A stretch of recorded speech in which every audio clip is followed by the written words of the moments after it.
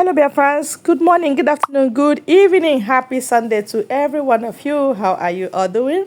This is the beginning of the week, and I pray that God will smile on you and make his sun to shine upon you, to dry your tears, to dry your undue stress, and to make you kere so that get chalk for the week. Okay?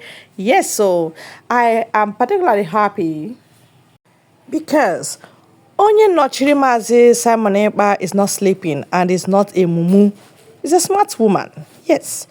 Leaving Maazị Simon Ekpa with Finland just like that means that he is on his own and he's doing it single-handedly. No. So now our CEO, Ete Kigoya up, that's Biafra, United States of Biafra will have to sue Finland. Okay, I guess sue her. What are they doing with our brother? And then how come they have suddenly turned white to black and black to wine to white?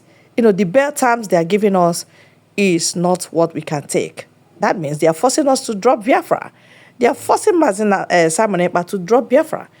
The same thing that kept Simon Ekpa there is what kept Mazi Nnamdi Kanu, and it's the same thing all of us are dragging. Even me as I am right now, it will not be easy for me to drop Biafra because I know if I do drop it, should I pick Finland or should I pick Nigeria? What are you gonna pick? Nkonye bu nkonye, nkanye bu nkanye. You gotta go. So that is why it's as if we are seeing it as a do or die affair. Of course, that was how our parents saw it then that made them to fight Nigeria even without weapon. I'm telling you the truth. Okay, so I want you to enjoy yourself while I release more info on this. Today being the 12th of July of 2025, we have a lot of fascinating and a lot of interesting news that we definitely need to see at this particular point in time. As we speak, the USB government are making strides and also formulating leads and drawing out blueprints on how to sue the Finnish government. Why? Why is the government of the USB planning to sue another country's government? In this video, I'll be giving you a full detailed analysis on every single thing that has played out behind the scenes. In this said video, we received a notification from the government of Finland regarding Simon's case. As it stands, the judiciary of Finland has faced a major roadblock and has faced one of its biggest challenges in Simon's case. In this video, I'll be giving you a full and detailed breakdown of every single thing that's played out behind the scenes. Well, moving on swiftly, in this third video, we have a notification coming from the EFCC, the Nigerian's EFCC. As it stands, if you have a Bitcoin wallet and you live in Nigeria, get ready. You might be facing a big issue from the EFCC because a lot of things has played down behind the scenes, and I will be giving you a full and detailed analysis of every single thing that you need to know and understand. Well, moving on swiftly, the Nigerian's custom has intercepted a container and a truck loaded with donkey's genitals. Yes, just in case you don't understand, the Nigerian's custom intercepted a truck loaded with the ammo of donkeys. This is a very funny one, and I bet you wouldn't want to miss out on the info that will be shared regarding this particular consignment loaded with donkeys ammo. Well, moving on swiftly, in this said video, we have a notification coming from Ned Woko about the Anyoma state, a new state that Ned Woko has been pushing forth before the Nigerian Senate. We have an update regarding that particular state. Well, moving on swiftly, we also received a notification that a current governor of a state in Nigeria's Twitter handle has been hacked. A governor in Nigeria's Twitter handle has been hacked last night, and a lot of things has played down on his account. In this video, I'll be disclosing the name of this governor, his account name, and every other single thing posted in that particular page. Yes, and as we speak, the Labour Party came out recently to give a statement and to issue a statement regarding Peter Obi, one of its political members. Yes, the Labour Party came up to say very surprising things that are highly laughable regarding Peter Obi, a man who placed Labour Party in the limelight of Nigeria's political system. We also have a news coming from the USB. A couple of days back, in an occasion hosted in Anambra State, we noticed that the USB currency, Ajma, was sprayed heavily in a party. Yes, in this video, I shall be disclosing every single news regarding that particular party and how and why the currency was sprayed heavy. Well, we also have an interesting news coming from an Igbo lady who performed excellently in Tanzania. Yes, just recently, a beauty show was hosted in Tanzania, and an Igbo lady performed excellently that drew the attention of the whole wide world to her. And now things have changed, and her story has changed drastically. In this video, I'll be giving you a detailed reportage and giving you a glimpse of every single thing that's happened in Tanzania and why and how the Igbo name and this culture and tradition is currently being chanted heavy in that part of the continent.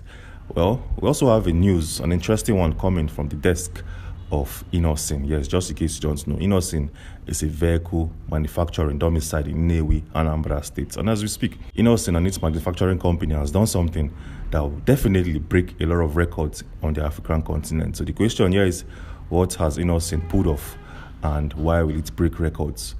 Well, in this video, I'll be giving you a detailed analysis of every single thing that you need to know, see, and understand. Well, with all of that being said, let's kickstart this video with our very first update. Yes, a party was conducted in Anambra State recently, and surprisingly, the currency that was sprayed in that party was the currency of Ajma, which is the official currency of the Biafran people. So the question here is, how did it all play out, and why is the currency already in circulation? Well, on the 28th of June of 2025, the Deputy Prime Minister of the USB movement in the person of Ngozi Orabuze unleashed, showcased, and displayed the Ajma currency for the very first time in its history. Showing right now on your screen is a tweet coming from this lady, and when you look closely, you see her holding and showcasing this currency. Showing right now on your screen are all of the denominations of this particular currency. We have different denominations from 1 Ajma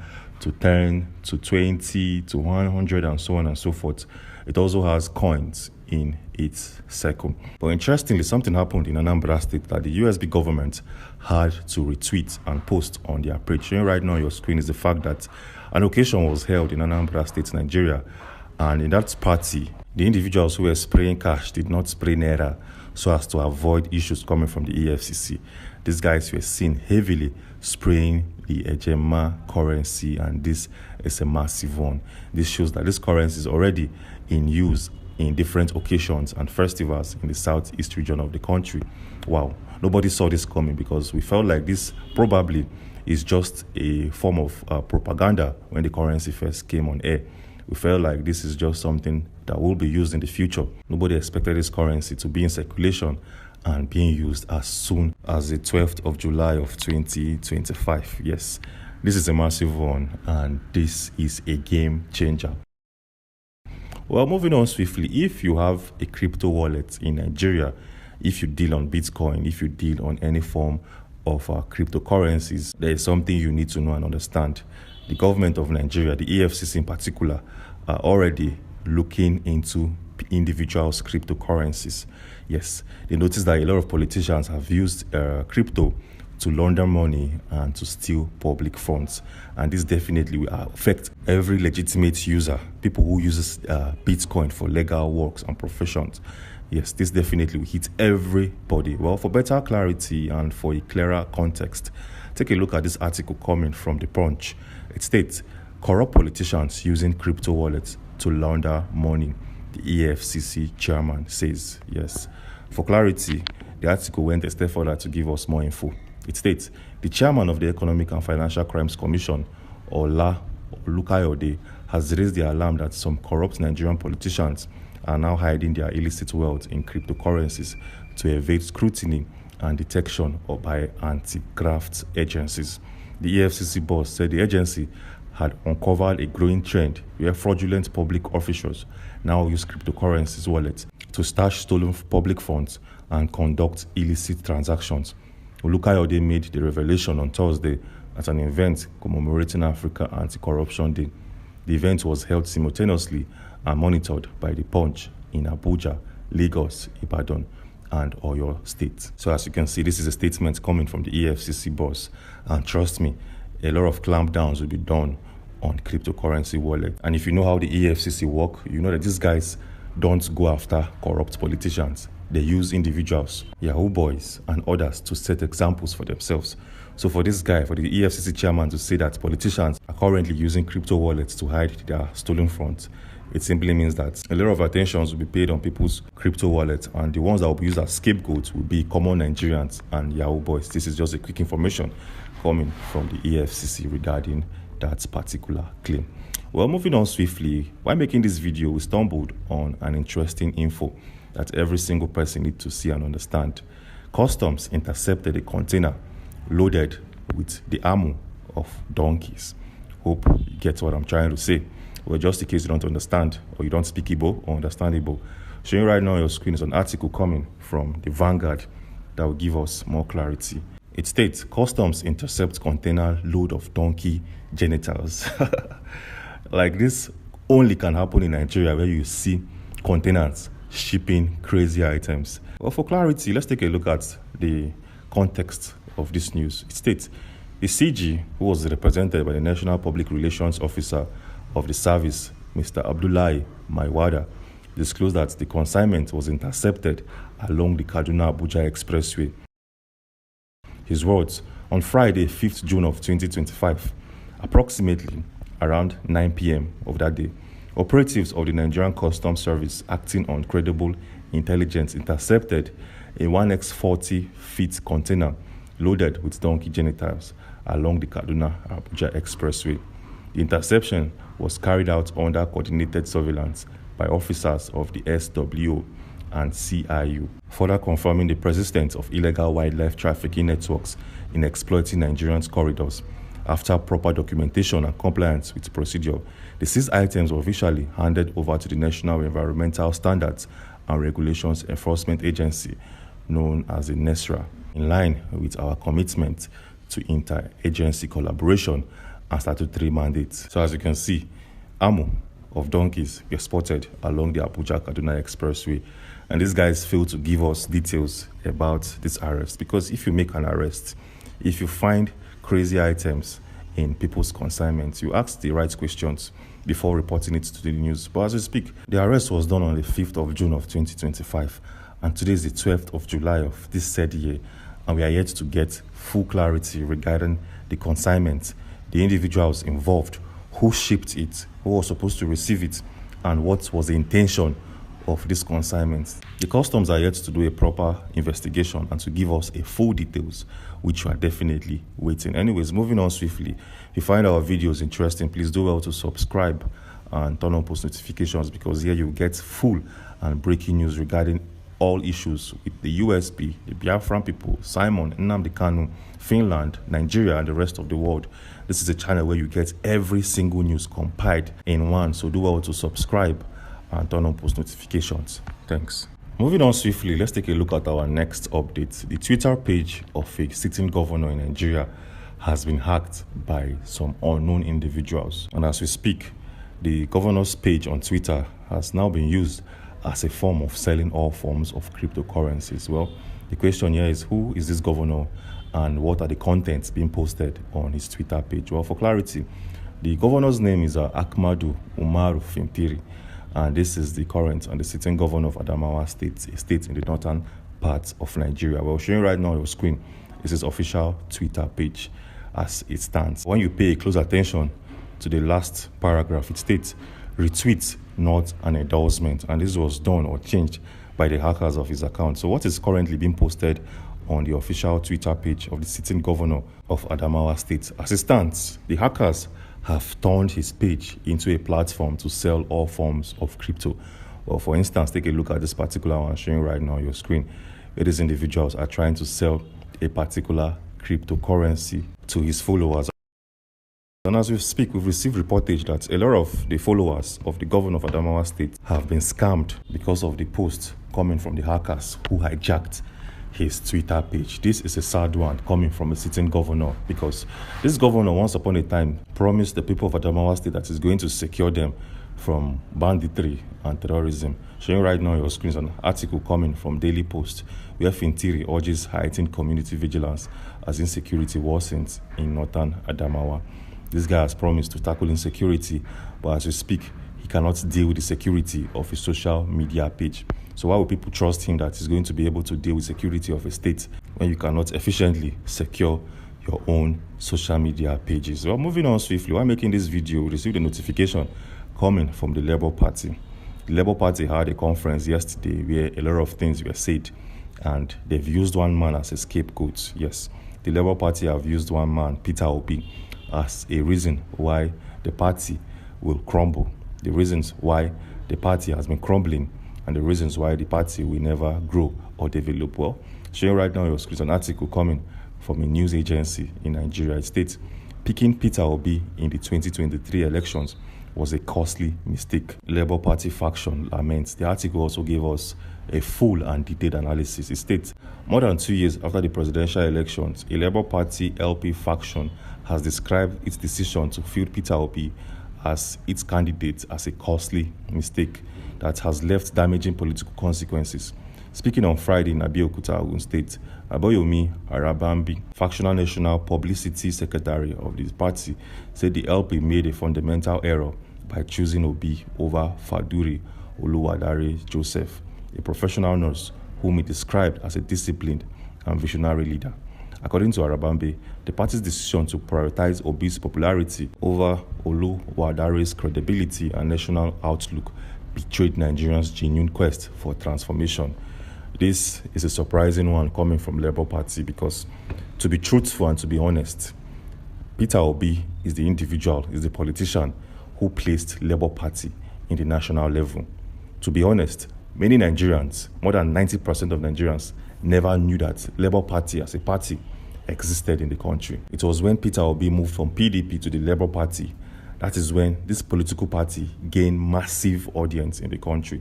So for these guys to come out and discredit Peter Obi in this way and manner, in this nature, it simply means that these individuals involved are betrayers. They know the truth. They know that Peter Obi has lifted this political party to a national, international stage. Yes, they know that Peter Obi made a lot of politicians in the country gain massive votes in the past elections conducted all across the country. So for these guys to come out and say that Peter Obi has brought a lot of destruction to this political party, it's unfair on the side of Peter. It's unfair from the works Peter has put in. It's unfair on the individuals, the supporters, the obedient, who stood solidly behind this political party, supported them in all ramifications, in all states of the country. It's highly unfair. Well, this is something you get from Nigeria. This is something that is very common in the Nigerian political sense. Nobody's grateful. They're only concerned about their own stomach infrastructure. We're moving on swiftly. A Nigerian of Igbo descent has performed excellently in Tanzania that have raised the eyebrows of the whole world and the fashion space. So the question here is, who is this individual? Who is this Nigerian? And what did she do to gain massive attention and raise momentum on her side? Well, take a look at this article. It states, Nigerian's Nora Okoye shines at Kigali International Runway. The article gave us more clarity where it states, a Nigerian influencer and top model, Nora Mesoma Okoye, has put up an excellent performance in Kigali, Rwanda, at just concluded 100 Most Notable African Leadership and Business Summit 2025. Mmesoma, an executive PR assistant with Amity Global Network, came top in an international runway which had participants from across African countries. The Anambra-born graduate of English and Literacy Studies from Enugu State University of Science and Technology flew Nigeria's flag high at the highly entertaining runway, attracting accolades. Stepping her foot on the stage, she attracted thunderous applause from the excited fans. Her confidence level, composure, and courage was at her very best. She made 4 appearances on the runway, adorning different colorful regalia to the excitement of guests. At the event, she modeled for R&A clothing brand. Mmesoma has demonstrated prospects for global pageant events, brand events, and runway shows. We're showing right now on your screen some of the pictures captured during that event, and this is Mmesoma in person. As you can see, this girl looks highly confident of herself. There's no atom of fear in her eyes. She carried herself perfectly. She displayed the culture of the Nigerian clothing system. She displayed her brand. She displayed herself as an Igbo lady that showcases full level of confidence, high level of self-awareness, and zero level of inferiority complex. As we speak, this particular event, this fashion event, has gone viral on the world's fashion space. A lot of individuals, clothing brands, have contacted Innoson for a future deal in fashion display. Well, kudos to this lady and kudos to every single person involved. Well, moving on swiftly, Innoson Vehicle Manufacturing, known as IVM in short, has done something that has raised a lot of eyebrows in Nigeria and the rest of the African continent. The question here is, what has Innoson pulled off, and how will it change the Nigerian's automobile system forever? Well, we have answers for you. Showing right now on your screen, it's an article coming from the official Innoson page. It states, "Fires don't wait, and neither should you. Equip your city with the IVM fire truck, built for speed, power, and reliability. Order now and stay ahead of emergencies," with their website clearly written in this post if you really want to order. Well, just in case you don't know, the IVM, Innoson Vehicle Manufacturing, has built a fire truck. Yes, they've built a fire truck, one of the best in the continent. I'm showing right now on your screen is a photo of this fire truck, which is ranked highly in the continent and also in Nigeria. And based out of official reports, it states that this fire truck was created with 70% Nigerian parts and tools, and 30% were imported from Japan, China, and Germany. Well, for better clarity, take a look at this article. It states, key features and highlights.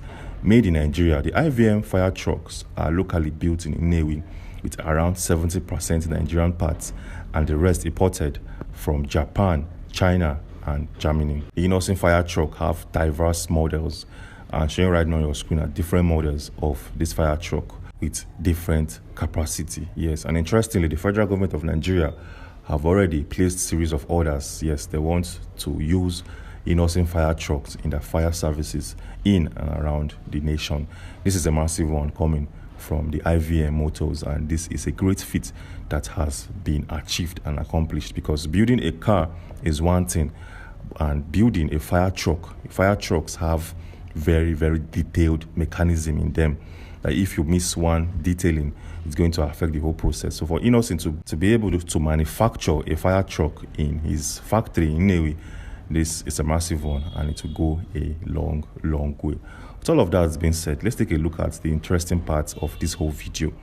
Let's take a look at the reason why this video was created in the first place. Yes, so we have two big mega news regarding Simon and the Biafran people. So let's start with the very first one. As it stands, the government of the USB are making strides, throwing out blueprints and formulating series of leads on how they will probably sue the government of Finland to the ICJ and other international courts. Yes, well, for clarity, take a look at this article coming from Ngozi Orabuze that will give us more clarity and a better understanding of the case ahead. It states, statements of illegal detention of 4 Biafran nationals without evidence for a period of 1 month by the Finnish KRP. The Finnish KRP has committed grave human rights violations against 4 Biafran nationals. These individuals were unlawfully detained despite the absence of any credible grounds for suspicion. They were arrested in a manner unbefitting any civilized law enforcement, arrested with canine dogs like criminals, thrown into the back of a van, resulting in one of our citizens struggling to breathe. The KRP has lost its moral and institutional integrity. Its actions must now come under serious scrutiny. These arrests were carried out without evidence or legitimate probable cause. Worse still, the KRP reportedly misled the courts with false information in order to secure detention orders. An arrest made without just cause is not law enforcement, it is abduction. During their unjust incarceration, one of our nationals initiated a hunger strike in protest against the procedural irregularities and abuse. We also have credible report that threats were made against all Biafran delegates intending to attend the 2024 declaration of the restoration of Biafra Convention in Lati. According to a Finnish KRP officer, the convention venue would become a detention center, a blatant act of intimidation aimed at suppressing a peaceful gathering and obstructing justice. Notably, the very same evidence that allegedly justified the arrest was later deemed insufficient and the case was dropped. Yet, these Biafran citizens were held for 1 month under conditions akin to solitary confinement. And this is a full statement coming from Ngozi Orabuze stating how These 4 individuals arrested alongside Simon were all treated when they were apprehended by the Finnish authorities. And as we speak, these guys are seeking justice, yes. It feels like a lawsuit will be filed against the government of Finland and its investigative department who carried out this arrest, because based out of this reportage coming from Ngozi Orabuze, this form of arrest is meant for criminals who have committed grievous types of offenses. You can't arrest a man who is not in hiding and who did not commit any offense in this manner of arrest. And that is why Ngozi Orabuze is making plans on placing a full reportage to the ICJ. We're moving on swiftly. Let's take a look at the second news coming from the country of Finland. As it stands, the Finnish judicial system are facing a series of challenges regarding Simon's case. These guys don't even know how to deal with Simon and his case any longer. Well, showing right now on your screen are some challenges these individuals are facing. It's 6 in number, and we'll take them one after the other. The very first one here is legal complexity, free speech versus national security state. Finland's strong projections for freedom of expression under its constitution and EU law make it difficult to prosecute someone for speech-related offenses, even when inflammatory. Prosecutors must prove intent and direct coercion between Ekpa's broadcast and actual acts of violence in Nigeria. The court must balance Finland's legal standards with severity of alleged consequences abroad, which are not always easy to align. So as you can see, the government of Finland will need to get full alignment of the incident in Nigeria and how a man in Finland made a lot of incitement that created unrest in that region. So it's difficult to ascertain under free speech, which is currently a big law in the EU. Yes. The second challenge these guys would face is what we call jurisdictional challenges. Simon's alleged crimes are occurring in Nigeria, but is being prosecuted in Finland for inciting violence and terrorism from abroad. Gathering admissible evidence from Nigeria, especially in a way that meets Finnish legal standards, it's difficult. Witness testimonies of Nigerian law enforcement cooperation may face credibility, procedural or political hurdles. The third here is diplomatic pressure. The Nigerian government has demanded action against Simon, accusing him of fueling separatist violence. However, Finland must tread carefully to avoid appearing to act under foreign pressure, especially given non-extradition laws and human rights commitments. The case places strain on Finland-Nigerian diplomatic ties, particularly around issues of terrorism, diaspora activism, and legal sovereignty.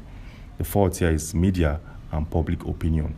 The case has drawn international attention and sparked polarized public debate, both in Nigeria and among diaspora communities in Europe. Finnish authorities are under scrutiny from civil liberties advocates who worry about criminalizing political expression. Meanwhile, Nigerians affected by violence allegedly linked to a class call demand accountability. The fifth issue here is precedent and legal standards. There is no exact precedent in Finnish law for trying a case like this, incitement of foreign terrorism by a dual national in exile. The outcome could set a precedent on how far Finland's legal reach extends in handling cases involving foreign political activism. And the sixth challenge here is security and public safety. Finnish police, KRP, have likely conducted cyber surveillance and monitoring to trace any local networks or funding streams.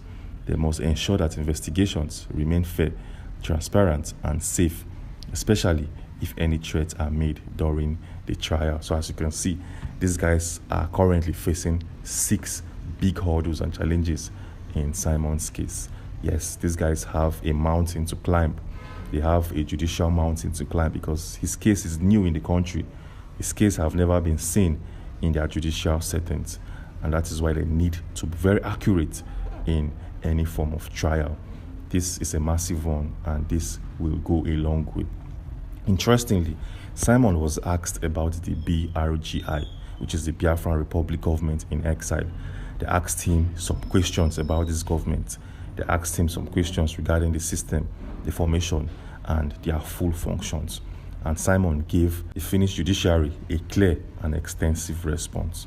In a video released yesterday, in the afternoon of yesterday, we went in depth to showcase his response and how he replied to the questions thrown his way. Simon gave them and intelligently presented responses that nobody was expecting to see at that particular time. Yes, and just in case you want to watch that video and get full updates for yourself, we made a video yesterday to cover up news articles coming from all part of the world, and also regarding the case of the BRGI and how Simon responded. Just in case you want to watch that video and get full updates, we have a video showing right now on your screen. So click on this video showing right now on your screen to watch and understand. Click on this particular video and I'll see you on the other side. Thanks for watching. Thank you very much, my brother. You've done noble to this very information. God bless you. Dear friends, please help, do, share, like, and subscribe. Thank you.